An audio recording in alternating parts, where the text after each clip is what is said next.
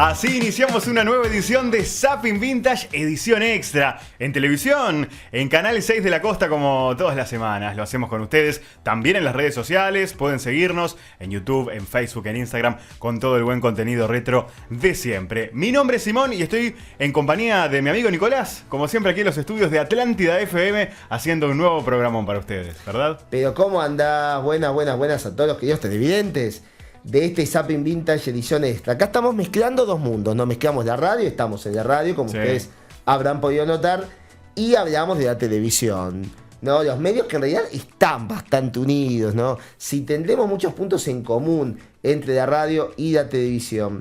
La televisión, qué temita, nosotros que somos fan de la televisión y a veces nos preocupa el avance tecnológico tan vertiginoso que venimos teniendo. Es más, nuestro programa, que muchas veces lo decimos, se emite en televisión y además decimos en YouTube, Facebook, Instagram, no sé qué.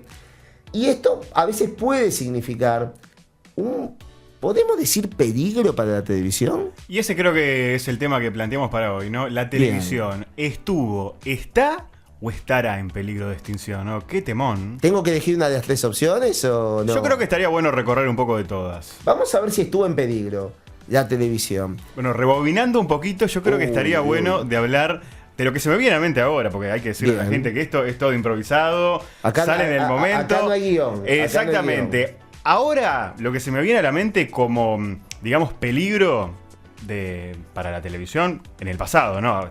Vamos a arrancar por hace un par de décadas atrás.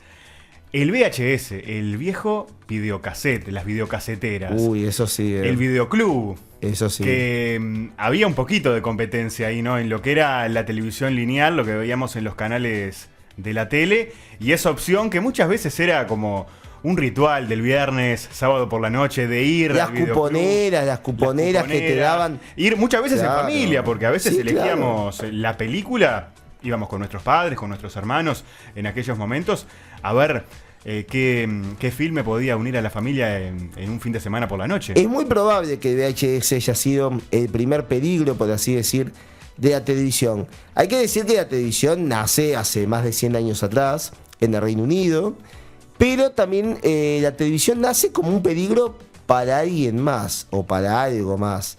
La televisión nació como un peligro para el cine, porque la televisión se vendía como un cine portátil en la casa de uno. Exactamente. Entonces, claro, la gente que tenía las salas de cine en aquella época decían, bueno, nos quedamos sin negocio ahora, ¿qué va a pasar? ¿Y sabés qué otra cosa también se decía en su momento? A ver. La radio. También. Se hablaba mucho de la extinción de la radio que podía avasallar el universo de ahora podemos decir que los podcasts se dan el peligro de la radio. Es igual, vamos a no adentrarnos mucho en el tema porque capaz que es un tema futuro. Algo que podemos decir, hoy por hoy, 2025, que la televisión no mató a la radio. O sea, supieron convivir. Ni mató al cine. Y el cine tampoco. Ni mató al cine. Al menos en aquella época, porque claramente, primero que la televisión le costó ser popular, y después, porque claro, la televisión no era exactamente el contenido del cine. Había mucha más variedad de cosas, no era todo ficción, empezaron a ver los conductores informativos. Y también fue un proceso el hecho de adquirir el propio aparato, ¿no? Porque por eso historias costó que mucho. De para repente ser nuestras familias nos cuentan, nuestros padres. Bueno, en el caso de mi padre tuvo desde pequeño televisión, pero mi madre, durante toda su infancia, por temas económicos, no tuvo acceso en su familia a tener un aparato de televisión. Y tenía que ir, por ejemplo, a la casa de la tía, o iba a lo de un vecino. Y a veces no era la única, se reunían muchas personas. A mis padres les pasó lo mismo. Ellos son un poco mayores que los tuyos, pero hay que decir que acá en Uruguay la televisión arranca en 1956, ¿no? Es Canal 10, el primer canal que, bueno, ingresa en todo lo que era el espectro de la televisión aquí en Uruguay, pero claro, eran muy pocos los que tenían tele y mismo durante lo que restaba de la década de 50 y la década de 60 también, sobre todo en barrios que eran, digamos, más populares, y sí, por cual había una tele, y es verdad, aparatos costosos. Y es verdad que los vecinos se reunían. Se reunían porque, bueno, era lo que podían acceder. Igual en la región llegó bastante pronto la tele, ¿no? 56 en Uruguay, año 1950 en Brasil, 51 en Argentina. Miren lo que tengo acá. Esto es un pesa que es impresionante, ¿eh? Estamos en el aire, dice. Una historia de televisión, de la televisión en la Argentina. Bueno, este librito es casi un chiste decir, ¿no? Librote. Cuenta de historia de Argentina año a año hasta el 99. Y fíjense ustedes cómo la televisión también ha ido evolucionando. Yo no sé si ustedes ven en la tapa del libro, las distintas pantallas de la tele, ¿no? Cómo también han ido evolucionando la televisión, no solo en su contenido, sino en su forma, hasta el día de hoy, ¿verdad? Y bueno, muchas veces también esto se empezó a decir, ¿puede ser un peligro? Las viejas televisores a válvula, cuando después empezó todo lo eléctrico. Bueno, una cosa fue reemplazando a la otra, pero hay que decir que nada mató a nada, ¿no? Siempre fueron reemplazos. Bueno, este libro es impresionante, repito, esto tiene, bueno, la historia de la tele argentina año por año, y uno puede ver en este libro cómo también los contenidos fueron evolucionando, cómo es verdad que parecía que al principio la radio le pisaba el cine, y cómo la radio fue adoptando desafíos.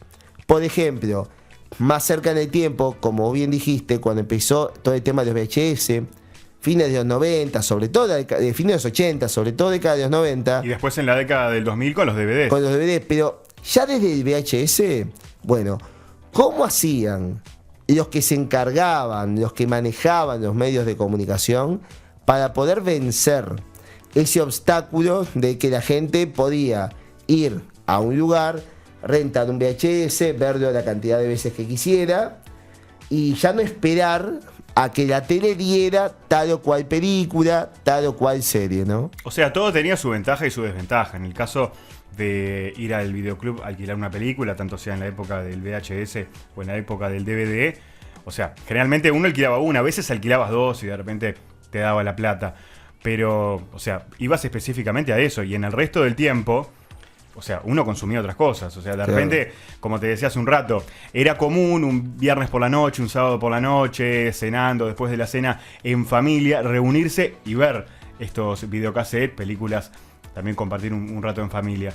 Pero en otros horarios, por ejemplo, lo que fue el fin de semana, preferentemente los domingos, el uruguayo es muy futbolero. O sea, el evento deportivo siempre ha estado muy presente. Y ahí es el vivo, ¿no? Es es la magia del vivo. El VHS, el DVD no puede competir con eso. Bueno, claramente lo que uno rentaba en un videoclub era ficción. Y generalmente películas. Claro, habían series también, o series animadas, pero nunca programas. Un programa periodístico, un programa cultural, un programa de entretenimiento, un programa musical, un noticiero, por supuesto que no. Entonces, ese contenido seguía siendo exclusivo de la televisión, ¿no? Después siguió evolucionando esto. Y como decís, de repente pasó del VHS al DVD. Pero en realidad fue un avance más que nada tecnológico, ¿no? Porque en cuanto a contenido, estábamos más o menos igual. Sí, exactamente. Después tuvo una pequeña brecha el Blu-ray que no tuvo mucho éxito, ¿no? No tuvo mucha trascendencia. No, ya después también con la aparición del internet, el streaming, los pendrives. Bueno, ahí es un tema que está bueno entrar también porque eso viene más amenazó también, ¿eh? Eso es lo que yo creo que el futuro puede también venir un poco por ahí. ¿Y sabés lo que pasaba cuando surgió la onda de los videoclubs? Obviamente, para uno verlo, tenía que comprar un aparato que se llama, pues todavía debe existir, videocasetera, ¿no? Que era una cosa larga, y así, pesada, grandota, como sí. todo de aquella época. Y las que grababan eran más pesadas y más grandotas. Todavía. Entonces, claro, uno compraba la videocasetera para alquilar esas películas, pero también, en distintos lugares, supermercados, bazares, etcétera, vendían los cassettes de video para uno poder grabar lo que estuviera viendo en la tele y después tenerlo. Cierto. Entonces empezó también un cambio de comportamiento de la gente que de repente empezó a poner en peligro a los programadores de la tele. Porque de repente decía, bueno, mira, este programa es muy tarde. Lo dejo grabando, lo veo al mediodía. Yo creo lo veo de tarde. Ese fue un poco, podríamos decir, el inicio de la televisión bajo demanda. Claro, fue la base, sentó la base. Y además, uno optaba qué contenido grabar, ¿no? porque decía, bueno, yo tengo el cassette, grabo esto. Muchas veces pasaba que la gente, por temas laborales o de estudios, no estaba en el horario que pasaba en el programa que quería ver. Claro. Y se usaba mucho dejar grabando o pedirle a alguien de tu familia, de la casa. ¿Me que te grabe. grabás tal cosa? No, y lo más gracioso del caso es, obviamente estamos hablando de una época que todavía no estaba el cable, tele por antena, ¿no? Bueno, no, dejá la antena de esta manera para que me grabe bien. Claro. Pero claro, de repente, esto complicaba cuando uno grababa un canal y veía otro. Porque a veces también se grababa cuando habían dos cosas a la vez, dos programas a la vez que nos interesaban. Decir, bueno, elijo ver uno y elijo grabar otro. Pero claro, ahí tenías que tener la antena puesta para ver bien esos dos canales. Y no siempre pasaba. Bueno, eran problemas, conflictos de los 90 que hoy en día son Ya con el son cable ridículos. eso no empezó a ser un problema. O sea, uno Claramente. podía estar viendo otra cosa y grabando al Claramente. mismo tiempo con una buena calidad. Podemos decir que esto no fue un peligro para la televisión, pero que fueron las bases de repente para esto de on demand. Y los programadores que se mataban programando y después uno decía, no, yo te lo grabo, vos lo pasás a tal hora, yo lo grabo y lo veo a la hora que yo quiero. Y lo puedo ver la cantidad de veces que quiero también. Y obviamente con el mismo cassette se regrababa. Vos grababas un programa, después te cansabas, había otro. Pues no ibas a estar comprando un cassette cada vez que, porque tenían su costo en aquella época. Entonces empezabas a regrabar. Hoy en día hay mucha gente que ha mantenido VHS, muchos los suben a YouTube, ¿no? Los digitalizan, otros los venden, y uno puede ver ahí joyas de archivo impresionantes, ¿no? Mezclas de programas por esto de que los programas se grababan arriba de otros, tandas comerciales viejas, en fin, uno puede encontrar, es un museo audiovisual. Después pasó también un poco que, digamos que tratando de luchar con el enemigo, el cable, ya con la era digital, ¿no? Ya esto ya corriendo bastante la década del 2000, que empezó a aparecer la moda de los decodificadores que grababan. Te creo que fue DirecTV, me parece que fue DirecTV el pionero en esa cuestión, después otros cables empezaron. Avanzado el 2000. Empezaron con lo mismo, y también un poquito como para llegar al nivel del que podía grabar con las videocaseteras, pero de una manera más rápida y más eficiente. Exactamente. Igual, repetimos, esto a priori no pareció detener el impulso de la televisión se fue adaptando. Se fue modernizando, fue cambiando, llegó luego, como bien decía, con el tema de los decodificadores, la era digital. Bueno, nos estamos olvidando de un paso importantísimo porque ni vos ni yo lo vivimos, que fue el pase de blanco y negro al color. Es cierto. Que además generó todo un tema, porque antes los aparatos de televisión eran solo para blanco y negro. No aceptaban para color. Entonces también mucha gente tuvo que, para ver las transmisiones a color, cambiar el aparato.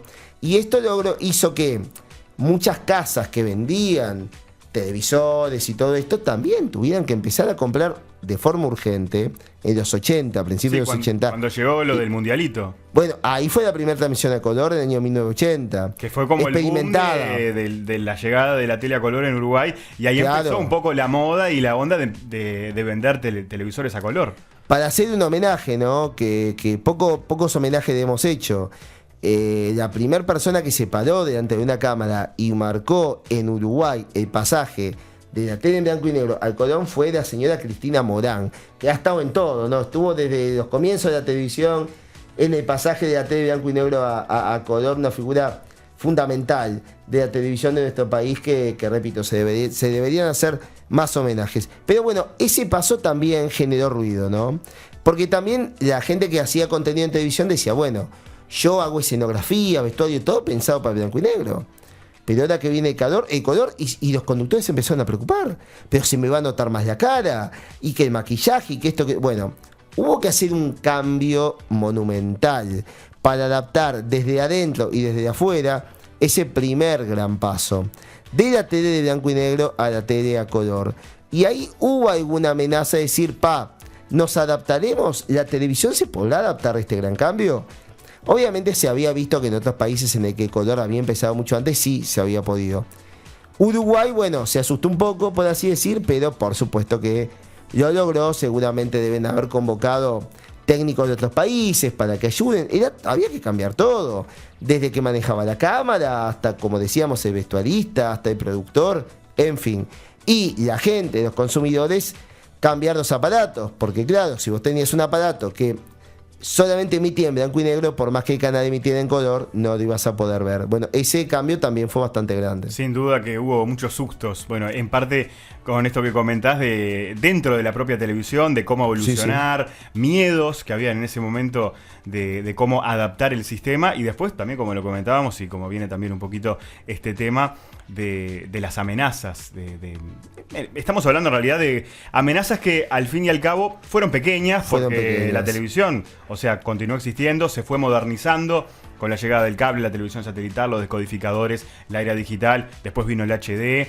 Y así, ¿no? Y así hay que adaptarse. Y así, sí. Bueno, así como se adaptó Canal 10, el primer canal uruguayo, en este libro de Ángel María Luna, Crónicas de un canal abierto. Acá vemos la antenita de Canal 10, con muchísimas anécdotas. Este libro también marca un poco cómo Canal 10, como el canal pionero de la televisión uruguaya, se tuvo que ir adaptando. Miren, esto es fabuloso, nace Pinchinati. Bueno, si alguno no sabe quién es Pinchinati, pregúntenle a alguien mayor, que seguramente se los va a recomendar, y mucho. Estudio García, abogados. Continuando con la trayectoria del doctor Adán García, con más de 30 años de experiencia, siendo pioneros en accidentología vial. Asesoramiento gratuito. Staff integrado por las doctoras Silvia Carreras, Valeria García y Silvina Gutiérrez. No dude en consultar. Usted tiene derecho. Atención lunes y miércoles de 12 a 16 horas. Deje su mensaje por el teléfono 4372-3980 o por el celular 091-917493 y lo llamaremos a la brevedad. Estudio García, abogados. Instituto Cultural Gnóstico. Somos una escuela de conocimiento, un conocimiento intuitivo llamado Gnosis, una enseñanza trascendental que nos permite ir más allá del mejoramiento personal, nos permite restituir la capacidad de vivir consciente e inteligentemente. Atrévete a conocerte, a descubrir dentro de ti todas aquellas interrogantes que nos plantea la vida. Ofrecemos cursos gratuitos todo el año. Estamos en Salinas, Nutria y Avenida Sarandí, a una cuadra de Ruta Interbalnearia. Informate al 4372-8466 o al 092-387-707. Instituto Cultural Gnóstico. Y acá tengo un manual de estudiantes de comunicación. Es viejito. Es de acá, de este país. Y mirá los capítulos que tienen. Esto es del año 1992. Vos eras un -3 tenías y yo tenía 10. Y mire lo que dice acá. Esto se estudiaba en el 92, ¿eh? El nuevo escenario de las comunicaciones. Y acá, el uso de herramientas, su fabricación y la evolución del lenguaje. Esto ya se venía estudiando en el 92 con cierta preocupación de cómo los medios se podían adaptar también a los cambios sociales, un poco lo que veníamos hablando de eso, ¿no? Y los lenguajes, antes de que fuera el boom de la tecnología. Lo que pasa es que ya la computadora empezaba a avanzar de a poco, el internet iba a empezar a tomar cada vez más cuenta, pero antes del internet, que también generó como cierta amenaza, creo que hubo una primera amenaza sobre todo de lo que fue la tele de aire, que fue la llegada masiva de la tele por cable. De la televisión por cable. Yo en realidad lo veo como algo positivo. Yo creo que fue parte del avance de la historia de la televisión. Y la verdad que llegar en ese momento, ¿no? Bueno, sí. Depende de cada país. En el caso de Uruguay fue a mediados de los 90. Tarde siempre. Tarde como todo aquí en nuestra querida república. Pero tener señales de un género en específico para disfrutar las 24 horas cada una de ellas. Y las 24 horas que viste que los canales de aire ahora sí, pero antes no transmitían las 24 horas. Bueno, pero y era programación variada. O sea, de repente querías ver algo infantil, tenías un par de horitas para verlo. Claro. Algo deportivo, un par de horitas. Algo de noticias, era el informativo. Y todo así. Cuando llegó el cable, era disfrutar de una señal dedicada enteramente a un género en particular. Bueno, esto tambaleó un poco lo que era la tele de aire. Está claro que se resintió de manera comercial, digamos. El mercado pasó a ser mucho más diverso, pero también sobrevivió la tele de aire. Y reforzó, ¿no?, el concepto de televisión. Bueno, y además, fíjate esto, había que hacer una diferencia entre lo que era la tele de aire y la tele de cable. ¿Por qué? Para decir, bueno, vamos a apuntar a distintos públicos. Pues no vamos a apuntar todos al mismo público, porque si no lo vamos a dividir. Bueno, nos quedó mejor separar. Y entonces, bueno, de repente la tele de aire empezó a emitir menos contenido de que veía que se estaba emitiendo en cable. Ahí empezaron algunos cambios. La tele de aire, muy de a poco en este país, recontra muy de a poco, en otros países un poco más avanzado, se empezaron a preocupar también más por la imagen, ¿no? O sea, por ¿cómo decir? Los logos, los eslóganes, las imágenes, digamos, en cuanto a la presentación de los programas, en cuanto a las cortinas, que antes de repente no había mucha, no se trabajaba mucho en eso, había mucha creatividad, pero no tanto al nivel de imagen, quizás más a nivel de contenido. Entonces, como el cable venía muchas veces de países más desarrollados, imponía mucho más eso. De hecho, en los programas anteriores estuvimos hablando, ¿no?, de la estética de los canales, de las señales y todo eso. Y la tele de aire venía muy rezagada en ese caso, pero la tele de aire se tuvo que poner las pilas y decir, bueno, muchachos, acá tenemos que salir a competir. Y ahí la tele empezó a cambiar también. La tele nuevamente se adaptó de repente a los nuevos lenguajes, como decía ahí en los 90, y se adaptó también a los nuevos formatos de imagen, de contenido. Entonces, claro, lo que uno puede ver hasta este momento es una evolución. O sea, si bien ante cada paso que la tele daba se le veía un obstáculo, ese obstáculo puede decir, bueno, acá se termina todo, finalmente no pasó. Finalmente la tele se ha ido transformando y ha ido evolucionando, o sea que termina siendo para mejor. De todas maneras, hubo un problemita acá en Uruguay, que fue el tema de que los dueños de las empresas de cable eran también los mismos dueños de los canales de televisión abierta. Digamos que no era lo más conveniente. No era lo más conveniente, no era justo, porque no, la verdad cierto. que si nos ponemos así serios, no era una situación justa. No. Y también generaba como una autotrampa que se hacían. Autotrampa y también una trampa para nosotros, porque a ellos no les convenía tener un buen canal que se transmitía de manera gratuita cuando estaban ofreciendo algo pago por otro lado. Sacaban fuerza de las antenas cuando uno quería ver los canales mismo en Montevideo, y sacaban fuerza de las antenas para que la gente terminara yendo al cable, aunque sea para ver, bueno, los canales de aire que uno veía habitualmente. Por lo menos estamos hablando en el caso de Uruguay. O sea, no es que en todos los países no, estamos hablando del caso de Uruguay. De la misma manera y concentrado en la capital. Igual también hay que decir que fue un fenómeno mundial la TV paga, y al existir la TV paga, de alguna manera siempre en cada país le sacó público a la tele abierta. Sin duda, sin duda. Y empezaron a competir, pero la competencia a veces es sana, y superar la competencia también requiere cambiar, modificar, evolucionar, pensar más las cosas, y como decimos, lejos de que haya sido un peligro para la tele, para el funcionamiento, para la vida de la tele, cosa que de repente parecía, no, terminó siendo una evolución y terminaron surgiendo más opciones, que eso siempre está bueno para el consumidor. La variedad es un lujo. Totalmente, y además por la propia competencia también trataron de mejorar en calidad, y eso también fue para los consumidores algo que superó hasta muchas expectativas, porque imagínate, el que estaba acostumbrado a ver 3-4 canales de aire, le mostrabas el cable y te quedaba, viste, fascinado. El que estuvo acostumbrado toda su vida a ver los mismos canales de siempre, y a raíz de eso, bueno, también la gente empezó a ser más exigente. Bueno, yo creo que todos los que tuvimos la suerte de en algún momento de nuestras vidas de tener televisión por cable nos pasó. En mi caso me Sin pasó duda. a los 5 años, pero sí, o sea, lo que recuerdo es bastante poquito porque yo era muy chico. ¿Sabés que Pero- nos tenemos pero que, fue ¿sabés que algo nos tenemos que ir? Porque impactante. se nos fue volando el tiempo. Nos quedó pendiente el tema del internet. Mucho.